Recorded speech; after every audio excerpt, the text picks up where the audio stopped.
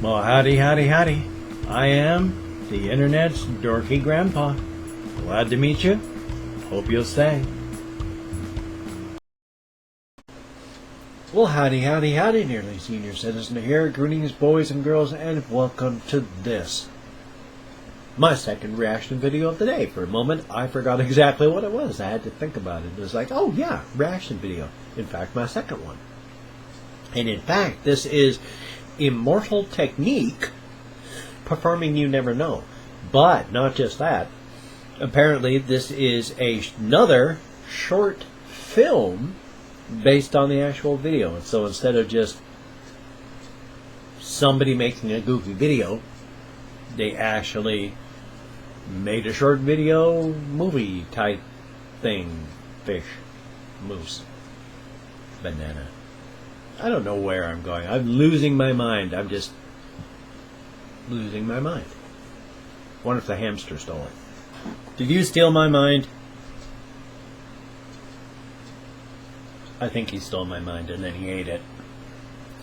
Well, let us watch, listen to, enjoy, and react to You Never Know by IMMORTAL TECHNIQUE. Animated, well, not necessarily animated, but short film.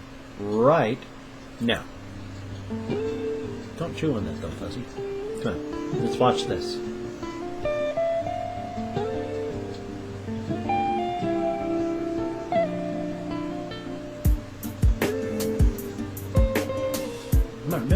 No, watch the video. This looks like a sad story.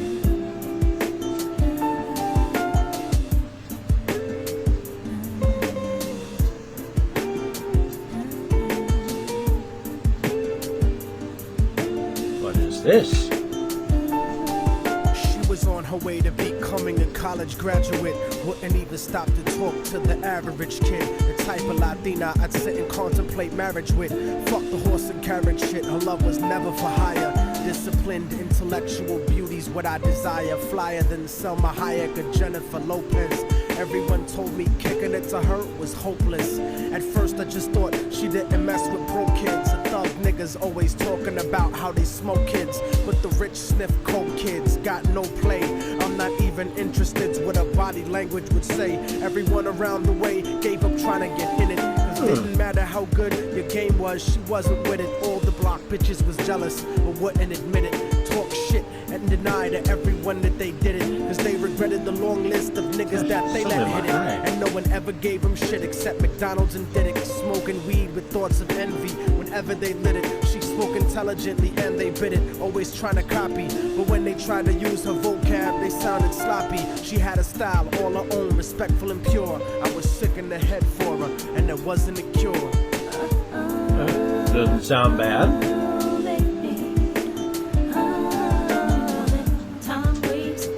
I got something in my eye. It's been bugging me for like 12 hours now. Hey Fuzzy, come back here. This is I don't know what's supposed to be the story, but this is bad. I mean, stabbed? Fruit jelly all over the front of his shirt? Her eyes were brown and beautiful, yet empty and sad. I used to talk to her occasionally and she was glad that I wasn't just another nigga trying to get in it. So every now and then we'd stop and talk for a minute.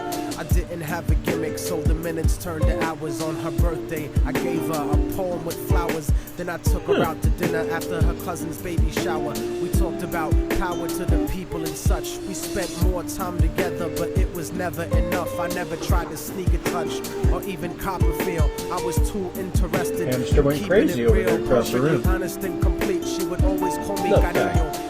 If you're not going to watch the video, I'm going to have to put you in a cage. Every 2 or 3 weeks, so watch the video. Changing the expression of my thoughts when I speak. It was because of her. I even vetted all of my freaks. Here, she convinced me to stop hanging out on the streets, to stop robbing and stealing from people like you. Instead, I took her out to the Apollo and the Bronx Zoo, Museo del Barrio, and the Metropolitan too. Got to the point where I was either with her or my crew. So I decided one day to tell her my feelings was true. I couldn't live without her, so I told her face of my fears. But honey's only response was a face full of tears. She could only sob hysterically, hold holding me tight. I tried to speak, but she wouldn't stop until I left sight. I felt like a moth who got himself too close to the light. Except I didn't burn, I turned cold after that night. Well,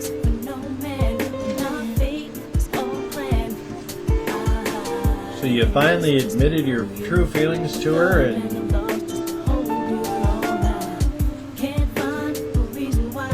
so there's a drug deal?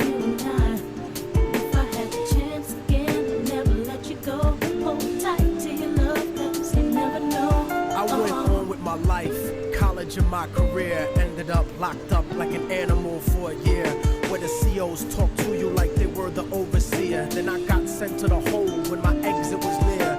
At night in my cell, I'd close my eyes and I'd see her, hold her close in my dreams. But when I woke, she disappeared. Just an empty cell until the state gave me parole. You can't smoke in your cell like that. And on track. But the fact of the matter is I still felt cold. Even after my mother hugged me crying at home, my real niggas would catch me thinking out of my zone, fucking lots of different women. But I still felt alone, relatively well known around the New York underground. But I kept thinking of her and how we used to be down. The sound of her voice and the beautiful smell of her hair. Though gone physically, somehow it was still there. I had to do something because the shit was too much to bear. So I went and visited the building where she used to live. The world looks a lot different after you do a bid. Your way of life done changed while primitive minds are still stuck in the same game. Like her cousin who was on the corner slinging cocaine, stepped in the lobby and tapped the button next to her last name. Her mom buzzed me up and hugged me up like a mother order, but her facial expression changed when I asked about her daughter.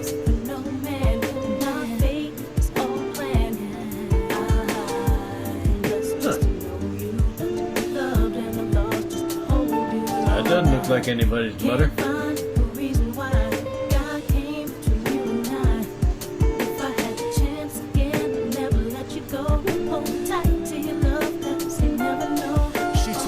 There was a note for me that was left behind, and she had left it there waiting for such a long time. I was inclined to ask about it, but she brought it up first. I saw a tear swelling up in her eye, and then she cursed. She told me where the letter was, and I started thinking the worst. Reversed my position, stepped over and opened the door, and sure enough there was an envelope with my name on the floor. Nobody loves you more than me, cariño's what the letter said. By the time you get to read this, I'll probably be dead. But when you left in 97, a part of me went to heaven. I thank God at least I got to know what love really was.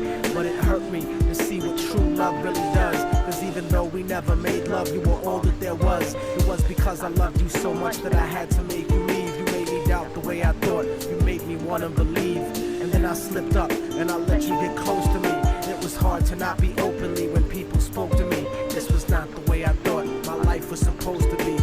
Baby, don't you see? I had a blood transfusion that left me with HIV. Hope didn't exist for me since late in 1993. I died a virgin. I wish I could have given myself to you. I cried in the hospital because there was no one else but you. I promise that you'll meet me in paradise inevitably. No matter what, I'll keep your love forever with me.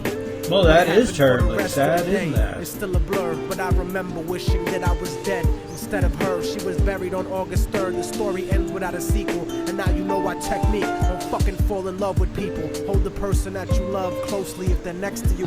The one you love, the person that simply has sex everybody with you. dies. Appreciate them to the fullest extent, and then beyond, as you never. I was married to my wife for 12 years, and then she died. So is this supposed to be him when he's an old man looking back at his old age? In his old age? That could well be. Yeah. I said my wife and I we were like this. Because she spent 10 of the 12 years we were married dying.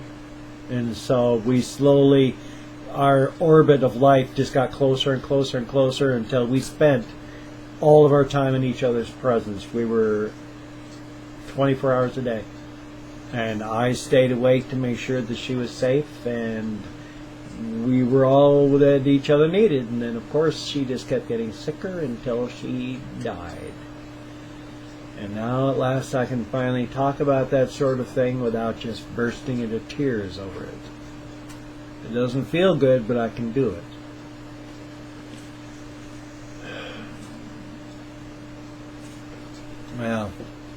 If you have any comments or suggestions, if you could drop them down there in the boxes, that would be awesome. I read every comment. I answer as many as I can. And I'm losing my mind now. I gave you a thumbs up to show you that at least I read it. That's a good thing. And if you have the suggestions, that's why you put them down there. Because I gotta go check on that hamster. I don't know why he's going nuts up there.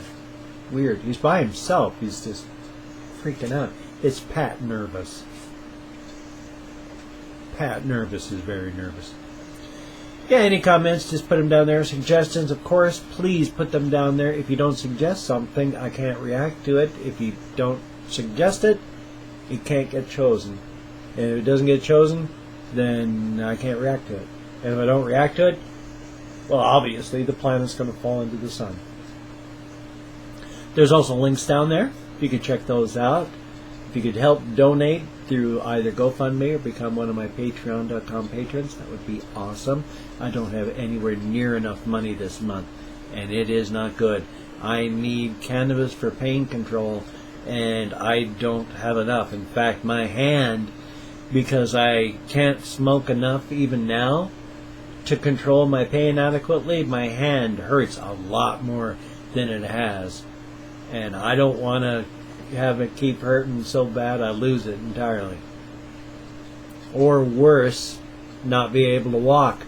If I run out of cannabis entirely, I'm going to be bedridden. But there's also other things too, like Twitter, Facebook, all that. You can check those out. They're great. I give out coupons for free bowls of cereal. I don't give out coupons for free bowls of cereal. I don't even know why I said that. My sincere apologies. That was a very depressing video. I hope you enjoyed that as much as I did, because it was extremely sad. But you take care. Have a great day today. I'll see you. I think there's another video coming up, so I'll see you in another video. That's it. See you, take care, and I'll see you there.